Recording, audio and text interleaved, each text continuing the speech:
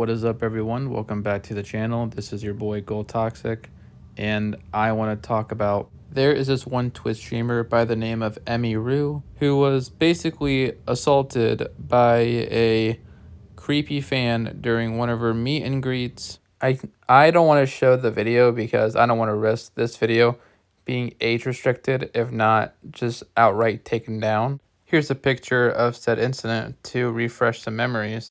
And let me try to be the play-by-play announcer and break down the game footage here.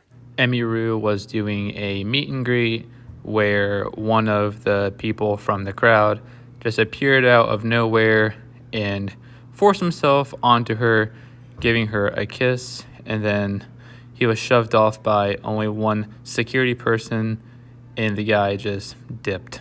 And one of the other craziest things that I saw in this was there was only one bodyguard present. So bro essentially got past all through the other security guards, if there were any, leading up to where Emiru was. And honestly, a part of me is a little relieved that this didn't end much worse, because what if he had a weapon on him? And what if instead of trying to, kiss her, he was actually trying to do something way worse? And also another really sad thing is the whole security presence was literally just one person. And keep in mind, this is not the bodyguard that Emiru said was her favorite. Why, you may ask? Because he got permabanned for doing his job. Years ago, where there was a guy following me around TwitchCon, and he asked him to stop multiple times. My guard asked him, and the guy wouldn't stop, so he grabbed the guy, but he didn't hurt him. He was just holding the guy until the con security came. And then for some reason they're yeah, because your security guard touched him, he's permabanned from the venue forever. But he didn't even hit him or anything. He just held him while they waited for the police to come. And what the fuck? And it was my favorite security guard. I can't have him at TwitchCon. Having your favorite security guard getting basically permabanned from TwitchCon all because of someone stalking you is just downright criminal. Thankfully, she was able to make a statement on Twitter covering the whole thing from her perspective, saying that she was okay and how there was next to no security around, and how everyone who was supposed to be a security guard outside of the one that shoved the guy off of her just stood around and didn't do anything. And something that I would like to know, what the fuck was their thought process of banning that guy permanently who originally protected her and gave her security guards who did fuck all in protecting her? A group of elementary school lunch monitors would have done a better job protecting Emiru than the fucking Twitch staff. And regardless for who was responsible for the guy being banned, he still did his job, and he was unjustifiably banned. And to make TwitchCon look even worse, you'd think that there would be a response after this on Emiru, right? But all we got was radio silence. And the crazy thing is, this could have ended way worse. What if the guy had a weapon or had something else that could seriously harm Emiru? And the only time he was escorted out was when after he assaulted her. He bypassed probably all of the other security guards there, if they were any, and then got on to wherever Emiru was, and bam. And the one guy who stopped her wasn't even Twitch's security guard.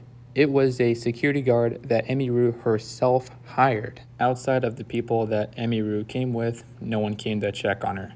No one from the Twitch security, and probably no one from the workers venue came to check on her either. And look, I'm not really a big stream watcher. I don't really go on Twitch. But however, Emiru is no small fry in the Twitch/streaming world. She has 1.9 million followers on Twitch, so a pretty large following. And to see the security guard that she hired and said was her favorite and said that she recommended pretty much get blackballed from Twitch for doing his job, and to have only one security guard present, and after she got assaulted, none of the Twitch workers none of the event staff checked up on her, like, really speaks volumes on how mistreated they are when it comes to these events like TwitchCon. And you'd think they would have a much better security staff, especially for someone with 1.9 million subs. And if this is how they handle their big time, content creators, then I would really hate to see what they would do for their small time ones. However, Twitch did make a follow-up statement saying that, oh, this is deeply upsetting and blah, blah, blah. We would have a stronger security presence. Okay, where was that years ago? This has been an event that's been going on for years upon years. And why isn't it happening now? And why are you guys just saying this now? Jumping back to Emiru's statement, she made a tweet that basically calls TwitchCon out on their bullshit, saying this, where the guy basically walked away and wasn't caught until hours after Emiru was assaulted. And the only reason why he was even caught in the first place was because her manager pressed them for it. Something that really grinds my gears is that TwitchCon is so quick in getting Emiru's hired bodyguard banned for doing his job, but however, they take their sweet time when it comes to finding and probably not going to be doing a whole lot with whoever pretty much assaulted Emiru. And if they say they banned him, that would be a major lie in my eyes. From my understanding, it seems like every year TwitchCon says that they're so dedicated to, oh, we are going to make this the safest it can be, we are going to buckle down, and then honestly, if you're not going to do anything, don't say you will.